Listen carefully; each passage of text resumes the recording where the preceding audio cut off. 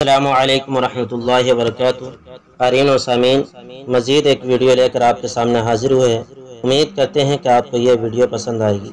عنوان ہے گزرگاہوں کے حقوق بھی ادا کرنا ضروری ہے۔ حضرت ابو سعید خدری رضی اللہ تعالیٰ عنہ سے روایت ہے کہ نبی اکرم صلی اللہ علیہ وسلم نے ارشاد فرمایا، راستوں پر بیٹھنے سے بچو، یعنی جو لوگوں کے گزرنے کی جگہ ہو وہاں پر بیٹھنا منع ہے۔ تو کچھ لوگوں نے عرض کیا، یا رسول اللہ، ہمارے پاس اس کے علاوہ کوئی چارہ نہیں، یعنی ہمارے گھروں میں اتنی کشادگی نہیں کہ ہم وہاں اکٹھے ہو کر بیٹھ جائے۔ ہم نے گھر سے باہر ہی راستے میں بیٹھنے کے لیے کچھ جگہ بنائی ہیں جہاں ہم مل بیٹھتے ہیں۔ نبی اکرم صلی اللہ علیہ وسلم نے ارشاد فرمایا، اگر مجبوری ہے اور تمہیں گھر سے باہر بیٹھنا پڑتا ہے تو راستے کا حق چھوڑ دیا کرو۔ لوگوں نے عرض کیا، راستے کا حق کیا ہے؟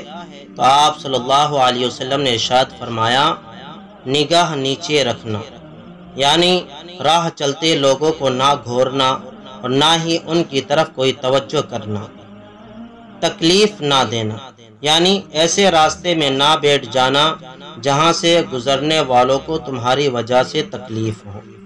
سلام کا جواب دینا، یعنی اگر کوئی تمہارے پاس سے گزرے اور سلام کرے تو اس کا جواب دینا۔